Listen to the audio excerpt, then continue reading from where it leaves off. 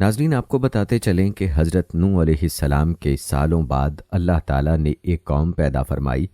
جسے اس زمانے میں قوم عاد کہا جاتا تھا۔ یہ لوگ صحت مند، طاقتور، بڑے قد کاٹ اور لمبی عمروں والے تھے، لیکن ایمان و عمل کے اعتبار سے پستی کا شکار تھے۔ بتوں کی پوجا، لوگوں کا مذاق اڑانا، دوسروں کو تنگ کرنا اور لمبی زندگی کی امید پر مضبوط محل بنانا ان کے عام معمولات تھے۔ کفر و شرک، جہالت و ضلالت اور غفلت کی وادی میں بھٹکنے والی اس قوم کی ہدایت و رہنمائی کے لیے اللہ تعالیٰ نے ان کی قوم سے حضرت ہود علیہ السلام کو ان کی طرف رسول بنا کر بھیجا۔ حضرت ہود علیہ السلام نے انہیں وحدانیت الہی پر ایمان لانے، بتوں کی پوجا چھوڑنے، صرف اللہ تعالیٰ کی عبادت کرنے اور تمام برے کاموں کو چھوڑنے کی دعوت دی، لیکن بہت تھوڑے افراد نے آپ کی تصدیق کی اور اکثر نے تکذیب و مخالفت اور بے بنیاد الزامات لگانے پر کمر باندھ لی۔ جب حضرت ہود علیہ السلام کی تبلیغ کے باوجود یہ لوگ ایمان نہ لائے اور کفر و شرک، انکار اور سرکشی پر ڈٹے رہے تو ان پر تند و تیز آندھی کی صورت میں عذاب الہی آیا۔ یہ آندھی 7 راتیں اور 8 دن تک لگاتار چلتی رہی، یہاں تک کہ قوم عاد کو تباہ و برباد کر کے نشان عبرت بنا دیا۔ ناظرین، اس قوم کی سرکشیاں کیا تھیں اور اس عذاب کی شدت کیا تھی جو اس قوم پر نازل ہوا، اس کی تفصیل ہم آپ کو ویڈیو میں آگے چل کر بتائیں گے۔ ناظرین، آپ نے ملاحظہ کیا کہ حضرت ہود علیہ السلام کو اللہ تعالیٰ نے قوم عاد کی طرف رسول بنا کر بھیجا تھا تاکہ گمراہی کی تاریکیوں میں بھٹکنے والی قوم عاد کو راہ ہدایت پر لانے کے لیے ان کو تبلیغ کریں۔ ناظرین، روایات بتاتی ہیں کہ ہود علیہ السلام حضرت نوح علیہ السلام کے پوتے ارم کی اولاد میں سے ہیں، اور علامہ بیضاوی رحمہ اللہ نے آپ کا نسب نامہ یوں بیان کیا ہے: ہود بن عبداللہ بن رباح بن خلود بن عاد بن اوس بن ارم بن سام بن حضرت نوح علیہ السلام۔ ناظرین، آپ کو بتاتے چلیں کہ روئے زمین پر عاد نام سے 2 قومیں گزری ہیں۔ ایک عاد اولا، یہ حضرت ہود علیہ السلام کی قوم تھی، اور دوسری عاد ثانیہ، یہ حضرت صالح علیہ السلام کی قوم تھی، جو قوم سمود کے نام سے زیادہ مشہور ہے۔ ان دونوں قوموں کے درمیان تقریباً 100 سال کا فاصلہ ہے۔ ناظرین، جہاں تک حضرت ہود علیہ السلام کے پیشے کی بات ہے تو روایات یہ بتاتی ہیں کہ حضرت ہود علیہ السلام نے اپنے گزر و بسر کے لیے تجارت کا پیشہ اختیار فرمایا تھا، جیسا کہ سیدنا عبداللہ بن عباس رضی اللہ تعالی عنہ سے روایت ہے کہ سیدنا ہود علیہ السلام تاجر تھے۔ اسی لیے کہا جاتا ہے کہ تجارت سنت انبیاء علیہ السلام ہے، اور سچا تاجر قیامت کے دن انبیاء اکرام علیہ السلام کے ساتھ ہوگا، جیسا کہ نبی اکرم صلی اللہ علیہ وآلہ وسلم کا ارشاد ہے کہ سچا اور امانت دار تاجر قیامت کے روز انبیاء، صدیقین اور شہداء کے ساتھ ہوگا۔ ناظرین، حضرت عبداللہ بن عباس رضی اللہ تعالی عنہ سے روایت ہے کہ سفر حج کے دوران جب نبی اکرم صلی اللہ علیہ وآلہ وسلم وادی اسفان سے گزرے تو سیدنا صدیق اکبر رضی اللہ تعالی عنہ سے پوچھا کہ یہ کون سی وادی ہے؟ سیدنا صدیق اکبر رضی اللہ تعالی عنہ نے عرض کی کہ یہ وادی اسفان ہے۔ حضور نبی کریم صلی اللہ علیہ وآلہ وسلم نے ارشاد فرمایا کہ یہیں سے حضرت ہود علیہ السلام اور حضرت صالح علیہ السلام ایسی جوان سرخ اونٹنیوں پر سوار ہو کر گزرے تھے جن کی نکیل کھجور کی چھال سے بنی ہوئی تھی، اور ان کے اپنے لباس تہبند اور اونی چادریں تھیں، اور وہ تلبیہ کہتے ہوئے بیت العتیق یعنی خانہ کعبہ کا حج کرنے جا رہے تھے۔ دوسروں روایات بتاتی ہیں کہ حضرت ہود علیہ السلام امانت داری، مخلصی اور توکل جیسے بڑے اور اعلیٰ اوصاف کے مالک تھے۔ حضرت ہود علیہ السلام قوم عاد میں ایک امانت دار شخص کی حیثیت سے معروف تھے، اسی لیے جب قوم کے سامنے آپ نے اپنی رسالت کا اعلان فرمایا تو اپنی شان امانت داری کو بھی بطور خاص ذکر فرمایا۔ اس حوالے سے قرآن کریم کی سورہ شعراء میں ارشاد باری تعالیٰ ہے: بے شک میں تمہارے لیے امانت دار رسول بن کر آیا ہوں۔ دوستو، امانت داری حقیقت میں تمام انبیاء کرام علیہ السلام کا بنیادی وصف اور پسندیدہ انسانی صفات میں سے ہے۔ انبیاء کرام علیہ السلام خود بھی امانت دار ہوتے تھے اور اپنی امتوں کو بھی اس کا درس دیتے تھے۔ امانت کا لفظ بہت وسیع ہے، اس میں مالی امانت بھی داخل ہے، وحی الہی کی امانت بھی شامل ہے، اور اپنی ذمہ داریوں کو صحیح طریقے سے پورا کرنا بھی داخل ہے، اور دوسروں کو ذمہ داری دیتے ہوئے اہلیت و معیار کو پیش نظر رکھنا بھی شامل ہے۔ روایات بتاتی ہیں کہ سیدنا ہود علیہ السلام انتہائی مخلص اور ہر معاملے میں محض رضائے الہی کے طلبگار تھے، اسی لیے تبلیغ رسالت کے فرائض انجام دہی میں قوم کو واضح کر دیا کہ میں تم سے اس تبلیغ پر کچھ اجرت نہیں مانگتا، کیونکہ میرا اجر تو اسی کے ذمے پر ہے جو تمام جہانوں کا رب ہے۔ اس واقعے کو قرآن کریم کی سورہ شعراء میں ان الفاظ کے ساتھ بیان کیا گیا ہے، اور میں تم میں سے اس تبلیغ حق پر کوئی معاوضہ نہیں مانگتا، میرا اجر تو فقط تمام جہانوں کے رب کے ذمے ہے۔ دوستو، حضرت ہود علیہ السلام اللہ تعالیٰ پر توکل کے اعلیٰ مقام پر فائز تھے۔ تبلیغ رسالت میں آپ اپنی طاقتور اور ظالم و جابر قوم سے بالکل خوف زدہ نہ ہوئے اور ان سے صاف صاف فرما دیا کہ میں اللہ تعالیٰ پر بھروسہ رکھتا ہوں جو میرا اور تمہارا رب ہے، اور بے شک میرا رب سیدھے راستے پر چلنے والوں کو ملتا ہے۔ دوستو، اس واقعے کو قرآن کریم کی سورہ ہود میں ان الفاظ کے ساتھ بیان کیا گیا: بے شک میں نے اللہ پر توکل کر لیا ہے جو میرا بھی رب ہے اور تمہارا بھی رب ہے، کوئی چلنے والا جاندار ایسا نہیں مگر وہ اسے اس کی چوٹی سے پکڑے ہوئے ہے، یعنی مکمل طور پر اس کے قبضہ قدرت میں ہے۔ بے شک میرا رب حق و عدل میں سیدھی راہ پر چلنے سے ملتا ہے۔ دوستو، یہ تھا مختصر تعارف اور تذکرہ حضرت ہود علیہ السلام کا۔ آئیے اب قوم عاد کا پس منظر آپ کو بتاتے ہیں۔ روایات بتاتی ہیں کہ طوفان نوح ختم ہونے کے بعد حضرت نوح علیہ السلام اور کشتی میں سوار دیگر مسلمان جودی پہاڑ پر اترے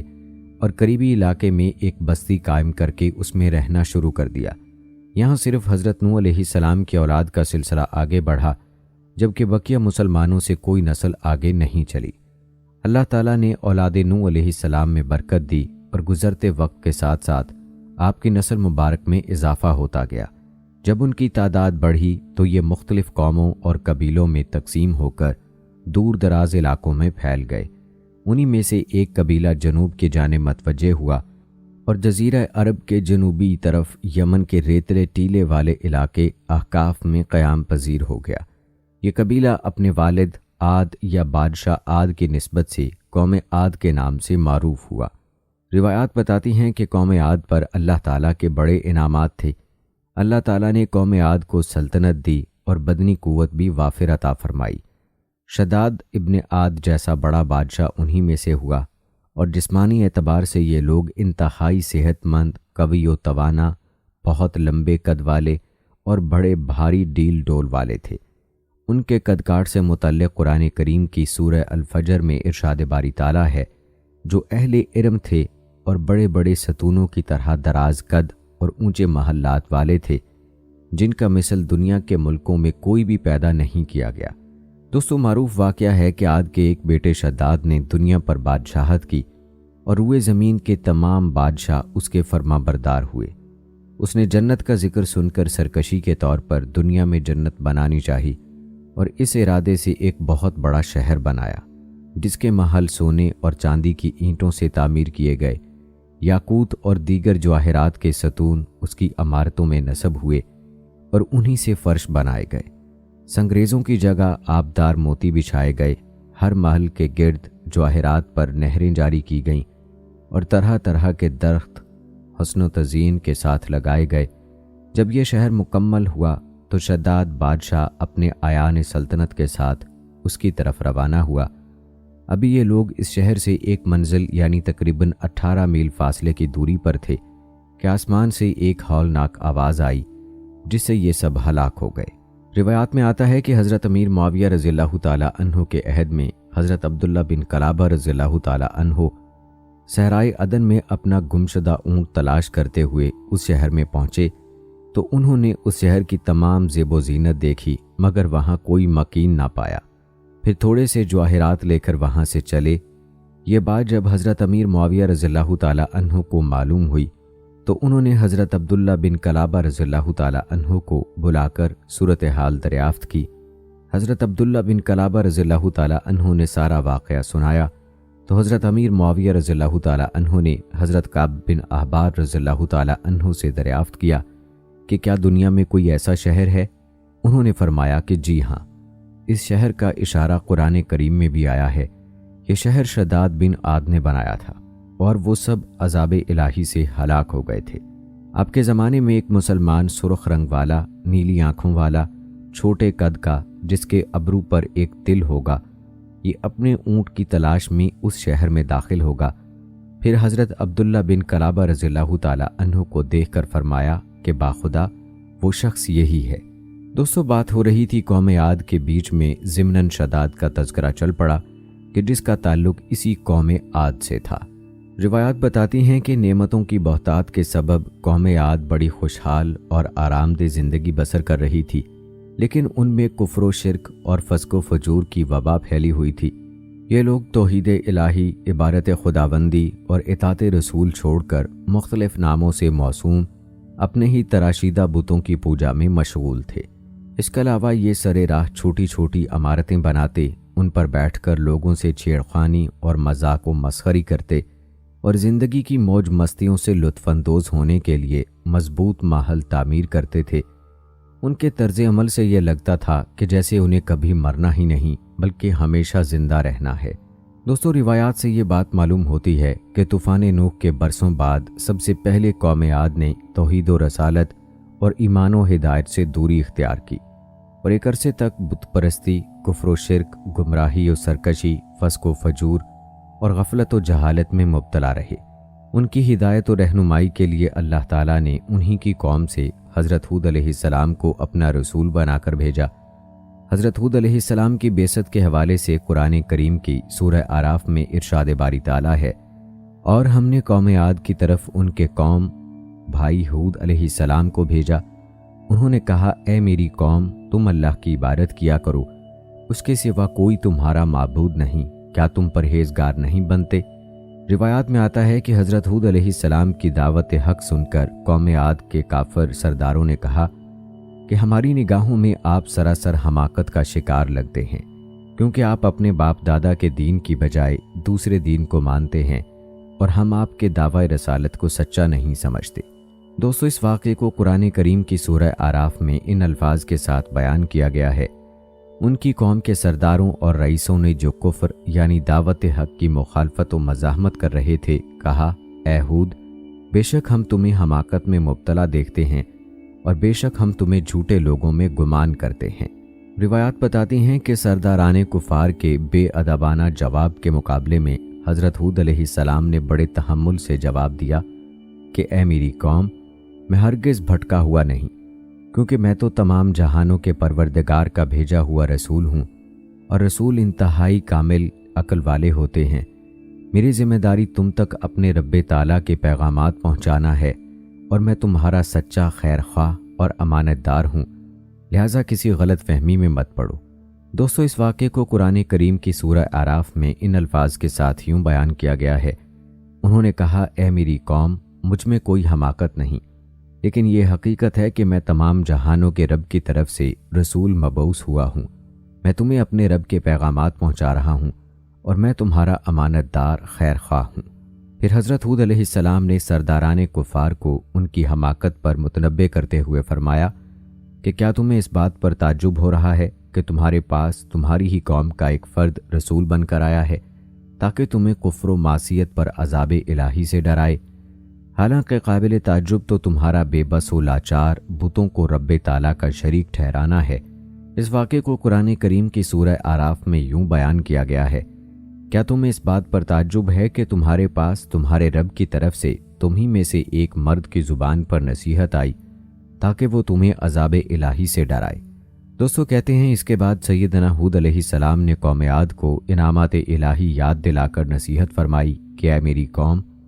یاد کرو کہ اللہ تعالیٰ نے قوم نوح کی ہلاکت کے بعد تمہیں زمین میں جانشین کیا اور بہت زیادہ جسمانی قوت سے بھی نوازا کہ قد کاٹ اور قوت دونوں میں دوسروں سے ممتاز ہو،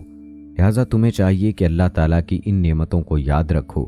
اور شکرانے میں ایمان لاؤ اور اطاعت و بندگی کا راستہ اختیار کرو تاکہ تمہیں فلاح نصیب ہو۔ اس واقعے کو قرآن کریم کی سورہ اعراف میں یوں بیان کیا گیا ہے، اور یاد کرو جب اس نے تمہیں قوم نوح کے بعد زمین پر جانشین بنایا اور تمہاری خلقت میں قد و قامت اور قوت کو مزید بڑھا دیا، سو تم اللہ کی نعمتوں کو یاد کرو تاکہ تم فلاح پا جاؤ۔ لیکن دوستو، قوم عاد نے ہود علیہ السلام کی اطاعت و اتباع سے انکار کر دیا۔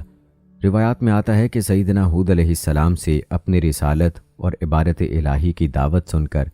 سرداران کفار لوگوں سے کہنے لگے کہ ہود علیہ السلام تو تمہارے جیسے ہی آدمی ہیں، جو تم کھاتے ہو وہ بھی وہی کھاتے ہیں، اور جو تم پیتے ہو وہ بھی وہی پیتے ہیں۔ اگر یہ اللہ تعالیٰ کے رسول ہوتے تو فرشتوں کی طرح کھانے پینے سے پاک ہوتے۔ افسوس کہ سرداران قوم عاد نے کمالات رسالت کو نہ دیکھا اور کھانے پینے کے اوصاف دیکھ کر رسول کو اپنی طرح بشر کہنے لگے، اور یہی چیز ان کی گمراہی کی بنیاد بنی۔ جیسا کہ قرآن کریم کی سورہ مومنون میں اس واقعے کو ان الفاظ کے ساتھ بیان کیا گیا ہے، اور ان کی قوم کے بھی وہی سردار اور وڈیرے بول اٹھے جو کفر کر رہے تھے اور آخرت کی ملاقات کو جھٹلاتے تھے، اور ہم نے انہیں دنیاوی زندگی میں مال و دولت کی کثرت کے باعث آسودگی بھی دے رکھی تھی۔ لوگوں سے کہنے لگے کہ یہ شخص تو محض تمہارے ہی جیسا ایک بشر ہے، وہی چیز کھاتا ہے جو تم کھاتے ہو، اور وہی کچھ پیتا ہے جو تم پیتے ہو، اور اگر تم نے اپنے ہی جیسے ایک بشر کی اطاعت کر لی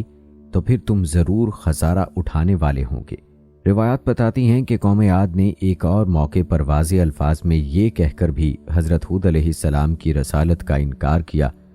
کہ اگر ہمارا رب ہماری طرف کوئی رسول بھیجنا چاہتا تو وہ فرشتوں کو اتار دیتا، اور آپ چونکہ فرشتہ نہیں اس لیے ہم آپ کی رسالت کا انکار کرتے ہیں۔ دوستو، اس واقعے کو قرآن کریم کی سورہ حامیم سجدہ میں ان الفاظ کے ساتھ بیان کیا گیا ہے: جب ان کے پاس ان کے آگے اور ان کے پیچھے یا ان سے پہلے اور ان کے بعد پیغمبر آئے اور کہا کہ اللہ کے سوا کسی کی عبادت نہ کرو، تو وہ کہنے لگے اگر ہمارا رب چاہتا تو فرشتوں کو اتار دیتا، سو جو کچھ تم دے کر بھیجے گئے ہو ہم اس کے منکر ہیں۔ دوستو، ایک اور مقام پر قوم عاد کی تکذیب کا ذکر ان الفاظ کے ساتھ کیا گیا ہے: قوم عاد نے بھی پیغمبروں کو جھٹلایا جب ان سے ان کے قومی بھائی ہود علیہ السلام نے فرمایا کیا تم اللہ سے ڈرتے نہیں ہو؟ بے شک میں تمہارے لیے امانت دار رسول بن کر آیا ہوں، سو تم اللہ سے ڈرو اور میری اطاعت کرو، اور میں تم سے اس تبلیغ حق پر کوئی معاوضہ نہیں مانگتا، میرا اجر تو فقط تمام جہانوں کے رب کے ذمے ہے۔ سورہ شعراء کی آیت نمبر 123 تا 127۔ لیکن یہ لوگ برابر اپنے نبی کو جھٹلاتے رہے۔ دوستو، روایات میں آتا ہے کہ حضرت ہود علیہ السلام نے قوم عاد کو قیامت کے دن دوبارہ زندہ ہو کر بارگاہ الہی میں پیش ہونے کا بھی بتایا، جس پر کافر سرداروں نے ورغلانے کے لیے اپنے لوگوں کو ایک عقلی دلیل دیتے ہوئے کہا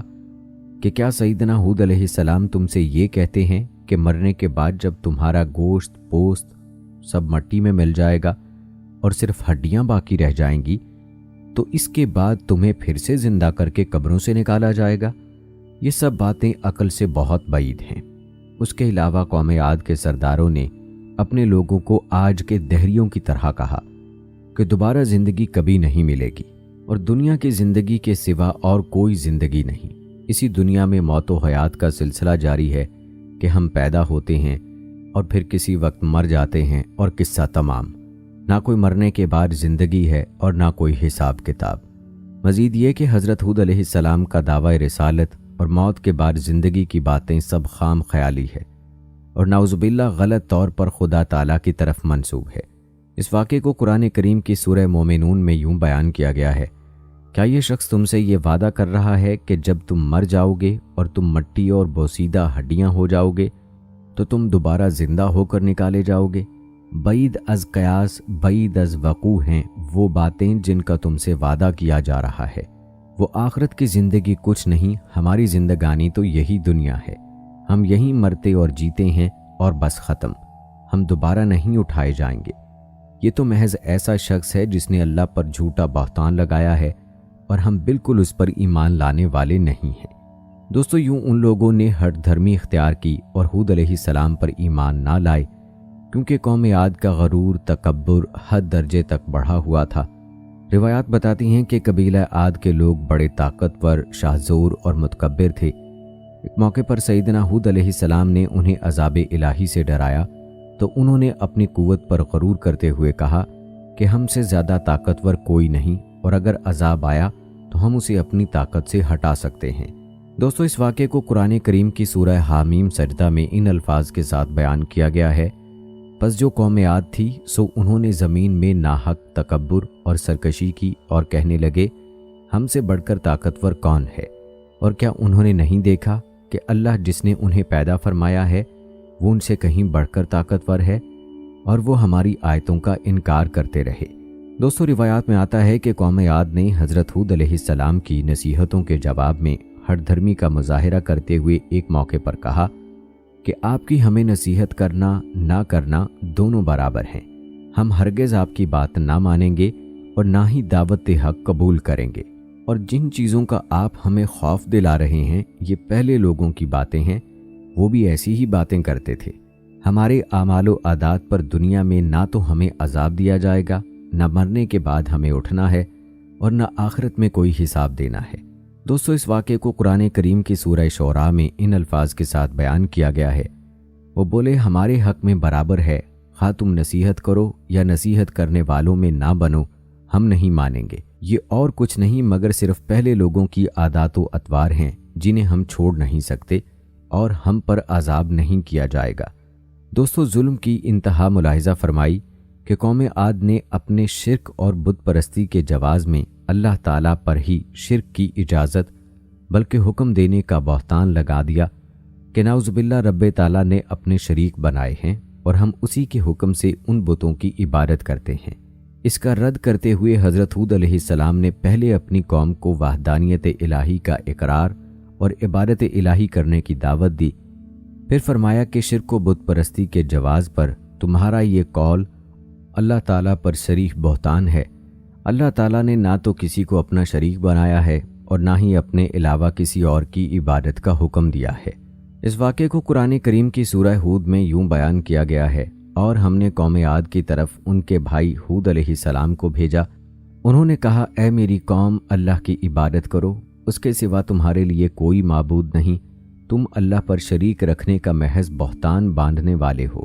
البتہ دوستو، حضرت ہود علیہ السلام اپنی قوم کو واعظ و نصیحت کرتے رہے۔ ایک موقع پر حضرت ہود علیہ السلام نے اپنی قوم سے فرمایا کہ بے شک مجھے ڈر ہے کہ تمہارے شرک اور توحید سے منہ موڑنے کی وجہ سے کہیں تم پر ایک بڑے دن کا عذاب نہ آ جائے۔ اگر تم اسے بچنا چاہتے ہو تو اللہ تعالیٰ کی وحدانیت پر ایمان لے آؤ اور صرف اسی کی عبادت کرو۔ اس واقعے کو قرآن کریم کی سورہ احقاف میں یوں بیان کیا گیا ہے،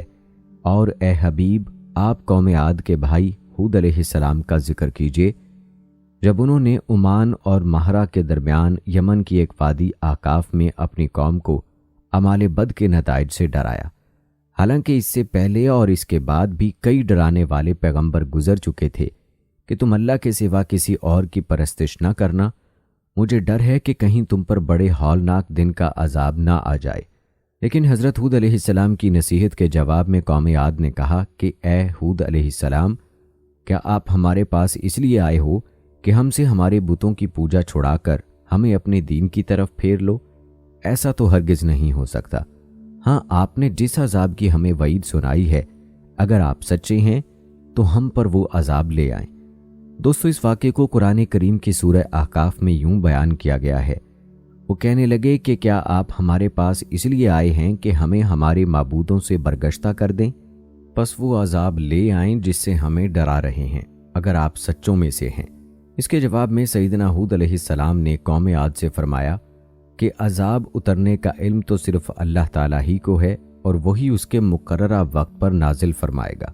میری ذمہ داری یہ ہے کہ احکام الہی تم تک پہنچا دوں، اس کے باوجود تم عذاب کا مطالبہ کر رہے ہو تو میرے حساب سے تم جاہل لوگ ہو کہ مجھ سے اپنی مصیبت و عذاب کا مطالبہ کر رہے ہو۔ دوستو، اس واقعے کو قرآن کریم کی سورہ احقاف میں یوں بیان کیا گیا ہے، انہوں نے کہا کہ اس عذاب کے وقت کا علم تو اللہ ہی کے پاس ہے، اور میں تمہیں وہی احکام پہنچا رہا ہوں جو میں دے کر بھیجا گیا ہوں، لیکن میں تمہیں دیکھ رہا ہوں کہ تم جاہل لوگ ہو۔ روایات بتاتی ہیں کہ قوم عاد کے مطالبے پر حضرت ہود علیہ السلام نے فرمایا کہ اس میں کوئی شک نہیں کہ تمہاری سرکشی کی وجہ سے اللہ تعالیٰ کا غضب و عذاب تم پر لازم ہو گیا ہے، اور یہ کسی بھی وقت نازل ہو جائے گا۔ اور جہاں تک بتوں کے بارے میں تمہارا مجھ سے بحث کرنے کا تعلق ہے تو اس کی حقیقت صرف اتنی ہے کہ تم مجھ سے ان ناموں کے بارے میں جھگڑتے ہو جو تم نے اور تمہارے باپ دادا نے اپنے بتوں کے لیے رکھ لیے اور انہیں معبود مان کر ان کی پوجا شروع کر دی، حالانکہ ان کی کوئی حقیقت نہیں اور ان کے معبود ہونے پر اللہ تعالیٰ نے کوئی دلیل نہیں اتاری۔ لہٰذا اگر تم نہیں مانتے تو عذاب الہی کا انتظار کرو، اور میں بھی منتظر ہوں کہ کب تم پر عذاب نازل ہوتا ہے۔ دوستو، جب قوم عاد نے حضرت ہود علیہ السلام کی دعوت قبول کرنے سے انکار کر کے کفر و شرک اور گناہوں پر اصرار کو ترجیح دی، تو اس کی سزا میں اللہ تعالیٰ نے ان کی سرزمین پر 3 سال تک بارش روک دی، جس سے شدید قحط پڑ گیا اور اللہ تعالیٰ نے ان کی عورتوں کو بانجھ کر دیا۔ جب اس صورتحال سے یہ لوگ پریشان ہوئے تو حضرت ہود علیہ السلام نے ان سے فرمایا کہ اگر تم اللہ تعالیٰ پر ایمان لے آؤ، میری رسالت کی تصدیق کرو، اللہ تعالیٰ سے اپنے گناہوں سے سچی توبہ کرو اور اسی سے مغفرت اور نجات طلب کرو، تو اس کی برکت سے اللہ تعالیٰ موسلا دھار بارش بھیج کر تمہاری زمینوں کو سرسبز و شاداب کر دے گا، تمہاری قوت میں اضافہ فرمائے گا اور تمہیں اولاد بھی عطا فرمائے گا، اور اگر تم نے ایسا نہ کیا تو تم تباہ و برباد ہو جاؤ گے۔ لہٰذا میری نصیحت مان لو اور اس سے منہ پھیر کر اپنے جرموں پر قائم نہ رہو۔ دوستو، اس واقعے کو قرآن کریم کی سورہ ہود میں یوں بیان کیا گیا ہے، اور اے لوگو، تم اپنے رب سے گناہوں کی بخشش مانگو، پھر اس کی جناب میں صدق دل سے رجوع کرو، وہ تم پر آسمان سے موسلا دھار بارش بھیجے گا اور تمہاری قوت پر قوت بڑھائے گا، اور تم مجرم بنتے ہوئے اس سے روگردانی نہ کرنا۔ روایات بتاتی ہیں کہ قوم عاد نے حضرت ہود علیہ السلام کی نصیحت قبول نہ کی اور خود ساختہ معبودوں سے متعلق اپنا نظریہ بیان کیا، جس پر سیدنا ہود علیہ السلام نے ان باطل معبودوں سے بیزاری اور برات کا اظہار فرمایا۔ اس واقعے کو قرآن کریم کی سورہ ہود میں یوں بیان کیا گیا ہے، بے شک میں نے اللہ پر توکل کر لیا ہے، جو میرا بھی رب ہے اور تمہارا بھی رب ہے، کوئی چلنے والا جاندار ایسا نہیں مگر وہ اسے اس کی چوٹی سے پکڑے ہوئے ہے، یعنی مکمل طور پر اس کے قبضہ قدرت میں ہے، بے شک میرا رب حق و عدل میں سیدھی راہ پر چلنے سے ملتا ہے۔ دوستو، یہ حضرت ہود علیہ السلام کی قوت ایمانی، اللہ تعالیٰ پر توکل اور خدائی حفاظت کی برکت تھی کہ آپ نے بالکل بے خوف ہو کر ایک ایسی قوم سے یہ کلمات فرمائے جو قوت و طاقت اور زور و ہمت والی تھی، لیکن اپنی تمام تر عداوت و قوت کے باوجود حضرت ہود علیہ السلام کو ذرا بھر بھی کوئی تکلیف یا نقصان نہ پہنچا سکی۔ دوستو، یہ تھا تذکرہ قوم عاد کی ہٹ دھرمی اور ان کے تکبر و غرور کا۔ اب تذکرہ کرتے ہیں حضرت ہود علیہ السلام کی قوم عاد کے خلاف دعا اور اس کی قبولیت کا۔ روایات بتاتی ہیں کہ حضرت ہود علیہ السلام کی تمام تر کوششوں کے باوجود قوم عاد کے چند افراد ہی آپ پر ایمان لائے اور باقی کفر و شرک اور معاصی کی دلدل میں پھنسے رہے۔ جب ان کے ایمان لانے کی کوئی امید باقی نہ رہی اور قبول حق کی بجائے انتہائی سرکشی پر اتر آئے، تو آپ علیہ السلام نے ان کے خلاف دعا کرتے ہوئے بارگاہ الہی میں عرض کی، اور اللہ تعالیٰ نے آپ کی دعا کو قبول کرتے ہوئے قوم عاد کو عبرتناک انجام کی خبر دے دی۔ اس واقعے کو قرآن کریم کی سورہ مومنون میں یوں بیان کیا گیا ہے، پیغمبر نے عرض کیا، اے میرے رب، میری مدد فرما اس صورتحال میں کہ انہوں نے مجھے جھٹلا دیا ہے۔ ارشاد ہوا، تھوڑی ہی دیر میں وہ پشیماں ہو کر رہ جائیں گے۔ روایات میں آتا ہے کہ جب قوم عاد عرصہ دراز تک دعوت حق ملنے کے باوجود ایمان نہ لائی اور کفر و معاصی پر جمی رہی، تو اللہ تعالیٰ نے ان کے علاقوں پر بارش روک دی، جس سے یہ لوگ قحط سالی میں مبتلا ہو گئے۔ مصیبت کی اس گھڑی میں سیدنا ہود علیہ السلام نے انہیں سمجھایا اور توبہ و استغفار کرنے اور ایمان لانے کی صورت میں قحط سے نجات کی بشارت دی، لیکن قوم نہ مانی۔ ترمذی شریف کی روایت ہے کہ حضور نبی کریم صلی اللہ علیہ وآلہ وسلم نے فرمایا کہ جب قوم عاد میں قحط سالی نمودار ہوئی تو انہوں نے قیل نامی ایک شخص کو بطور قاصد بیت اللہ شریف دعا کرنے کے لیے بھیجا۔ یہ مکہ مکرمہ کے قریب بکر بن معاویہ کے ہاں ٹھہرا۔ بکر نے اسے شراب پلائی اور اس کی 2 باندیوں نے قیل کے سامنے گانا گایا۔ پھر قیل مہرہ کے پہاڑوں کی طرف نکلا اور وہاں جا کر دعا کی کہ اے اللہ، میں کسی بیمار کی دوا یا کسی قیدی کے فدیے کے لیے نہیں آیا، بس تو اپنے بندے اور اس کی قوم کو بارش کا وہ پانی پلا دے جو تو اسے پلایا کرتا تھا، اور اس کے ساتھ بکر بن معاویہ کو بھی پلا دے۔ قیل نے اپنی دعا میں بکر بن معاویہ کو شراب پلانے کا شکریہ ادا کرنے کے لیے شامل کیا تھا۔ روایات بتاتی ہیں کہ کچھ ہی دیر میں اس کے سر پر چند بادل نمودار ہوئے اور اس سے کہا گیا کہ ان میں سے کوئی ایک بادل چن لو۔ قیل نے ایک سخت سیاہ بادل چن لیا، تو اس سے کہا گیا کہ تو نے جلی ہوئی راکھ لے لی جو قوم عاد میں سے کسی کو بھی نہ چھوڑے گی۔ اس کے بعد اللہ تعالیٰ نے وہ سیاہ بادل قوم عاد کی وادیوں کی جانب چلا دیا، جسے دیکھ کر وہ لوگ بہت خوش ہوئے اور کہنے لگے کہ یہ برسنے والا بادل ہے۔ حضرت ہود علیہ السلام نے ان سے فرمایا کہ یہ برسنے والا بادل نہیں، بلکہ یہ تو وہ عذاب ہے جس کی تم جلدی مچا رہے تھے۔ سن لو، اس بادل میں دردناک عذاب پر مشتمل آندھی ہے۔ دوستو، اس واقعے کو قرآن کریم کی سورہ احقاف میں یوں بیان کیا گیا ہے: پھر جب انہوں نے اس عذاب کو بادل کی طرح اپنی وادیوں کے سامنے آتا ہوا دیکھا تو کہنے لگے یہ تو بادل ہے جو ہم پر برسنے والا ہے۔ ایسا نہیں ہے، بلکہ یہ تو وہ عذاب ہے جس کی تم نے جلدی مچا رکھی تھی۔ یہ آندھی ہے جس میں دردناک عذاب آ رہا ہے۔ لیکن دوستو، قوم عاد نے سیدنا ہود علیہ السلام کی تنبیہ کو اہمیت نہ دی اور اپنی توجہ بادل کی طرف رکھی اور اس خوش فہمی میں رہے کہ یہ انہیں سیراب کرے گا، جبکہ حضرت ہود علیہ السلام اہل ایمان کو ساتھ لے کر کفار سے کچھ دور چلے گئے۔ جب بادل قوم عاد کے قریب آئے تو انہوں نے ایک ہولناک آواز سنی، پھر تند و تیز، نہایت سرد، خشک، خیر و برکت سے خالی اور سخت سناٹے دار آندھی چل پڑی، جس کی شدت کا یہ حال تھا کہ لوگوں کو زمین سے یوں اکھیڑ دیتی گویا وہ اکھڑی ہوئی کھجوروں کے سوکھے تنے ہوں، پھر انہیں سر کے بل زمین پر اس طرح مار دیتی کہ سر پاش پاش ہو جاتے۔ اس ہولناک طوفان کی لپیٹ میں جو چیز بھی آتی وہ تباہی و بربادی کا عبرتناک نشان بن کر رہ جاتی۔ یہ آندھی 7 راتیں اور 8 دن لگاتار چلتی رہی،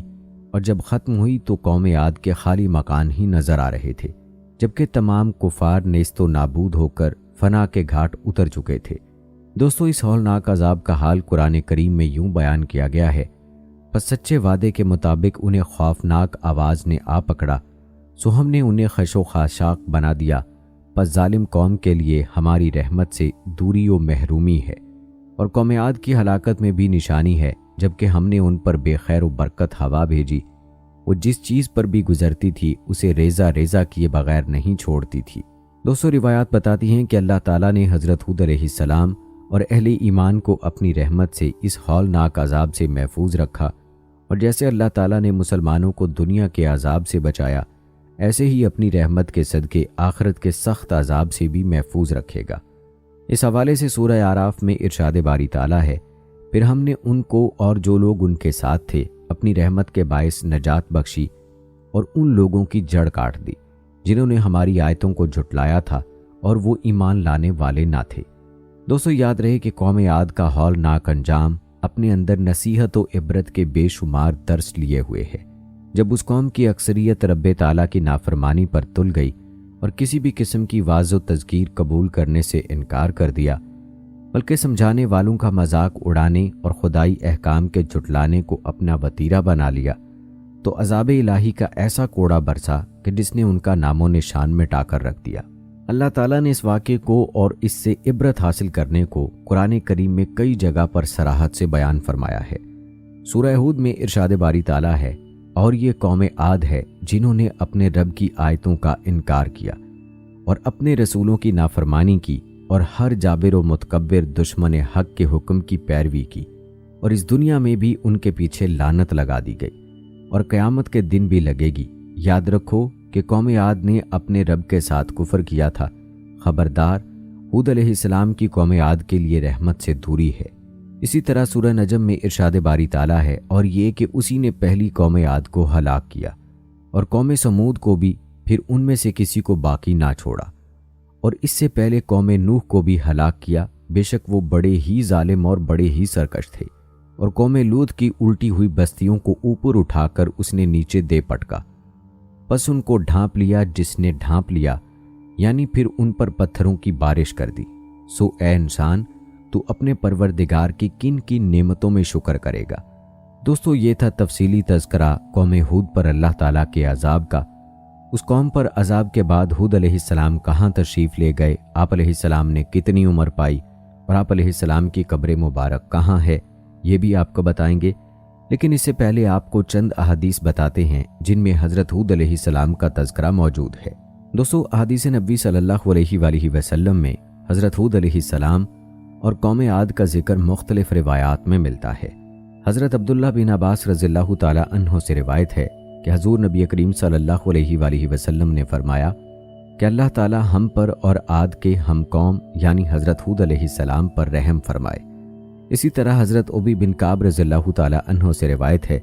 کہ حضور نبی کریم صلی اللہ علیہ وآلہ وسلم جب انبیاء کرام علیہ السلام کا تذکرہ فرماتے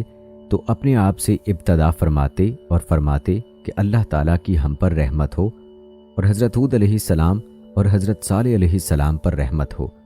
اسی طرح ایک اور مقام پر حضرت عبداللہ بن عباس رضی اللہ تعالی عنہ سے روایت ہے کہ حضور نبی کریم صلی اللہ علیہ وآلہ وسلم نے ارشاد فرمایا کہ سبا کے ذریعے میری مدد کی گئی اور دبور ہوا کے ذریعے قوم عاد کو ہلاک کیا گیا۔ یاد رہے کہ سبا وہ ہوا ہے جو مشرق سے مغرب کی طرف چلتی ہے، اور اس کے ذریعے غزوہ خندق کے موقع پر حضور نبی کریم صلی اللہ علیہ وآلہ وسلم کی مدد کی گئی، جبکہ دبور وہ ہوا ہے جو مغرب سے مشرق کی طرف چلتی ہے۔ دوستو، ایک اور روایت ام المومنین سیدہ عائشہ صدیقہ رضی اللہ تعالی عنہا سے یوں منقول ہے کہ جب حضور نبی کریم صلی اللہ علیہ وآلہ وسلم بادل یا آندھی کو دیکھتے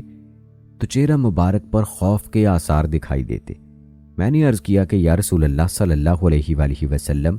لوگ بادل کو دیکھ کر خوش ہوتے ہیں کہ اس میں بارش ہوگی، جبکہ میں نے آپ صلی اللہ علیہ وآلہ وسلم کو دیکھا ہے کہ بادل کو دیکھ کر آپ صلی اللہ علیہ وآلہ وسلم کے چہرہ انور کے آثار تبدیل ہو جاتے ہیں۔ حضور نبی کریم صلی اللہ علیہ وآلہ وسلم نے ارشاد فرمایا کہ اے عائشہ، میں اس بات سے بے خوف نہیں ہوں کہ اس بادل میں عذاب ہو۔ ایک قوم کو آندھی کا عذاب دیا گیا اور ایک قوم نے عذاب دیکھ کر کہا تھا کہ یہ ہمیں بارش دینے والا بادل ہے۔ اسی طرح ایک اور روایت میں ہے کہ جب تیز ہوا چلتی تو حضور صلی اللہ علیہ وآلہ وسلم عرض کرتے کہ یا اللہ، میں تجھ سے ہوا کی خیر اور جو اس ہوا میں ہے اس کی خیر، اور جس چیز کے ساتھ یہ ہوا بھیجی گئی ہے اس کی خیر مانگتا ہوں، اور ہوا کے شر اور جو اس میں ہے اس کے شر، اور جس چیز کے ساتھ ہوا بھیجی گئی اس کے شر سے تیری پناہ مانگتا ہوں۔ سیدہ عائشہ رضی اللہ تعالی عنہا فرماتی ہیں کہ جب آسمان پر بادل گرجتے تو آپ صلی اللہ علیہ وآلہ وسلم مضطرب ہو جاتے اور کبھی باہر جاتے اور کبھی اندر جاتے، کبھی سامنے آتے تو کبھی پیچھے جاتے، اور جب بارش رک جاتی تو پر اطمینان ہو جاتے۔ سیدہ عائشہ رضی اللہ تعالی عنہا نے پوچھا تو حضور نبی کریم صلی اللہ علیہ وآلہ وسلم نے ارشاد فرمایا کہ اے عائشہ، میری یہ بے چینی اس لیے ہے کہ کہیں ایسا نہ ہو جائے کہ جس طرح قوم عاد کے ساتھ ہوا تھا کہ انہوں نے آسمان کے کنارے میں پھیلے ہوئے بادل کو اپنی وادیوں کی طرف آتے دیکھا اور کہا کہ یہ ہمیں بارش دینے والا بادل ہے، لیکن اس سے بارش کی بجائے عذاب الہی نازل ہوا۔ دوستو، روایات بتاتی ہیں کہ قوم عاد کی ہلاکت کے بعد حضرت ہود علیہ السلام اہل ایمان کے ساتھ مکہ مکرمہ تشریف لے آئے اور آخر عمر مبارک تک وہیں مقیم رہے۔ ایک روایت کے مطابق دیگر انبیاء کرام علیہ السلام کا بھی یہی طریق رہا کہ جب انبیاء کرام میں سے کسی نبی کی امت ہلاک ہو جاتی تو وہ نبی علیہ السلام اور ان کے پیروکار مکہ مکرمہ تشریف لے آتے اور باقی زندگی یہی عبادت الہی کرتے یہاں تک کہ ان کا انتقال ہو جاتا۔ چنانچہ مکہ مکرمہ میں ہی حضرت نوح علیہ السلام، حضرت ہود علیہ السلام، حضرت صالح علیہ السلام اور حضرت شعیب علیہ السلام کا وصال پاک ہوا، اور ان کی قبریں بھی زمزم اور حجر اسود کے درمیان ہیں۔ دوستو، آپ کو بتاتے چلیں کہ حضرت ہود علیہ السلام حضرت نوح علیہ السلام سے تقریباً 800 سال بعد تشریف لائے اور آپ ہی کی شریعت پر تھے۔ حضرت ہود علیہ السلام کی عمر مبارک کے حوالے سے کئی اقوال ہیں کہ آپ کی عمر مبارک 400 سال، 460 سال یا 464 سال تھی۔ 464 سال والا قول زیادہ معروف ہے۔ جہاں تک حضرت ہود علیہ السلام کی قبر مبارک کی بات ہے تو علامہ بغوی رحمہ اللہ نے حضرت علی المرتضیٰ کرم اللہ وجہہ الکریم سے روایت بیان کی ہے کہ حضرت ہود علیہ السلام کی قبر مبارک حضر موت میں ایک سرخ ٹیلے پر ہے، اور حضرت عبد الرحمن بن ثابت رحمہ اللہ نے بیان کیا ہے کہ حجر اسود اور مقام ابراہیم اور زمزم کے درمیان 99 انبیاء کرام علیہ السلام کی قبریں ہیں۔ بے شک اسی جگہ حضرت ہود علیہ السلام، حضرت صالح علیہ السلام اور حضرت شعیب علیہ السلام کی قبریں ہیں۔ دوستو، آپ نے حضرت ہود علیہ السلام کی زندگی کے حالات و واقعات ملاحظہ فرمائے اور یہ بھی ملاحظہ کیا کہ قوم عاد کی سرکشیوں پر اللہ تعالیٰ نے ان کو کس طرح سے نشان عبرت بنایا۔ یاد رہے کہ اللہ تعالیٰ نے قرآن پاک میں گزشتہ قوموں کے واقعات اس لیے نہیں بیان فرمائے کہ یہ کوئی قصے کہانیاں ہیں، بلکہ ان واقعات کے بیان کرنے کا مقصد یہ ہے کہ بعد میں آنے والے ان سے عبرت حاصل کریں۔ قوم عاد کے بیان کیے گئے واقعات میں ہمارے لیے کیا عبرتیں ہیں، آئیے اس پر بھی مختصر سا تذکرہ کرتے ہیں۔ دوستو، جب قوم عاد کو ہولناک عذاب نے آ گھیرا، 8 دن اور 7 راتیں پہم تیز و تند ہوا کے طوفان اٹھے اور ان کو اور ان کی آبادی کو تہو بالا کر کے رکھ دیا، تو تنو مند اور قوی ہیکل انسان جو اپنی جسمانی قوتوں کے گھمنڈ میں سرمست سرکش تھے، اسی طرح بے حس و حرکت پڑے نظر آتے تھے۔ جس طرح آندھی سے تناور درخت بے جان ہو کر گر جاتا ہے، غرض ان کو صفحہ ہستی سے مٹا دیا گیا تاکہ آنے والی نسلوں کے لیے عبرت بنے، اور دنیا و آخرت کی لعنت اور عذاب ان پر مسلط کر دیا گیا کہ وہ اسی کے مستحق تھے، اور حضرت ہود علیہ السلام اور ان کے مخلص پیروکار خدا کی رحمت و نعمت میں عذاب الہی سے محفوظ رہے اور سرکش قوم کی سرکشی و بغاوت سے مامون ہو گئے۔ دوستو، قوم عاد کی یہ داستان عبرت اپنے عبرت اور بے شمار پند و نصائح رکھتی ہے، اور خدائے برتر کے احکام کی تعمیل اور تقوی و طہارت کی زندگی کی جانب دعوت دیتی ہے، شرارت، سرکشی اور خدا کے احکام سے بغاوت کے انجام بد سے آگاہ کرتی، اور وقتی خوش عیشی پر گھمنڈ کر کے نتیجے کی بدبختی پر مذاق اڑانے سے ڈراتی اور باز رکھتی ہے۔ دوستو، حضرت ہود علیہ السلام نے لطف و مہربانی کے ساتھ اپنی قوم کو خدا کی وحدانیت پر ایمان لانے کی ترغیب دی، اس کی لازوال نعمتوں کو یاد دلایا اور آئندہ کے لیے وعدہ کیا، مگر بدبخت قوم نے کس طرح مان کر نہ دیا۔ اس کا سب سے بڑا سبب وہ جاہلانہ عقیدہ تھا کہ باپ دادا کی ریت و رسم اور ان کے خود ساختہ اصنام کی قہرمانیت کے خلاف جو شخص بھی آواز اٹھائے گا وہ ان بتوں کی پھٹکار میں آ جائے گا۔ دوستو، یاد رکھیں، یہ مہلک عقیدہ جن قوموں کے اندر اپنے جراثیم پیدا کر دیتا ہے، ان قوموں کا اپنے مسئلے اور اپنے پیغمبر کے ساتھ وہی سلوک ہوتا ہے جو قوم ہود اور قوم نوح کے تذکروں میں نظر آتا ہے۔ اگر غور کیا جائے تو گزشتہ قوموں میں اپنے مصلحین اور انبیاء صادقین کے خلاف قوموں کا بغض و عناد اسی ایک عقیدے پر مبنی رہا ہے کہ ہمارے باپ دادا کی ریت و رسم اور ان کے خود ساختہ اصنام کی قہرمانیت کے خلاف کیوں کچھ کہا جاتا ہے۔ یونان کے مشہور حکیم سقراط کو زہر کا پیالہ اسی لیے پینا پڑا کہ وہ اپنی قوم کے معبودان باطل کی قہرمانیت کا کیوں انکار کرتا اور ان کو کس لیے ان کے غلبہ و اقتدار کا مخالف بناتا ہے۔ پس یہ جرثومہ اقوام کی روحانی زندگی کے لیے ہمیشہ تباہ کن اور ان کی فلاح و سعادت ابدی کے لیے ہلاکت آفریں رہا۔ دوستو، حضرت ہود علیہ السلام اور دیگر انبیاء علیہ السلام کی یہ سنت بہترین اسوہ ہے کہ تبلیغ و پیغام حق کی راہ میں بدی کا بدلہ نیکی سے دیا جائے اور تلخی کا جواب شیریں کلامی سے پورا کیا جائے۔ البتہ مبلغ ان کی بد کرداری اور مسلسل سرکشی پر اللہ تعالیٰ کے بنائے ہوئے قانون، جزائے عمل یا پاداش عمل کو ضرور یاد دلائے اور آنے والے انجام بد پر یقیناً ان کو تنبیہ کرے، اور یہ حقیقت بار بار سامنے لائے کہ جب کوئی قوم اجتماعی سرکشی، ظلم اور بغاوت پر آمادہ ہو جاتی ہے اور اس پر پہم اصرار کرتی رہتی ہے تو پھر خدا تعالیٰ کا قہر و غضب اس کو صفحہ عالم سے مٹا دیا کرتا ہے اور اس کی جگہ دوسری قوم لے لیتی ہے۔ چنانچہ یہ قوم نوح اور قوم ہود اس کی عبرت آموز مثالیں ہیں۔ دوستو، آج اگر ہم اپنے معاشرے میں دیکھیں تو ہمارے معاشرے میں وہ تمام برائیاں موجود ہیں جو کہ گزشتہ قوموں میں پائی جاتی تھیں، لیکن یہ اللہ تعالیٰ کی ہم پر کرم نوازی ہے اور ہمارے پیارے آقا صلی اللہ علیہ وآلہ وسلم کی دعاؤں کا ثمرہ ہے کہ اللہ تعالیٰ ہم پر اجتماعی عذاب نازل نہیں فرما رہے، لیکن ان واقعات سے ہمیں سبق حاصل کرنے کی ضرورت ہے کہ کہیں ایسا نہ ہو کہ ہم بھی اللہ تعالیٰ کے غیظ و غضب کو دعوت دے بیٹھیں اور اللہ کا عذاب ہم پر نہ نازل ہو جائے۔ دوستو، یاد رکھیں، دنیا میں تو ہم نبی کریم صلی اللہ علیہ وآلہ وسلم کی دعاؤں کی وجہ سے اللہ کی طرف سے اجتماعی عذاب سے محفوظ ہیں،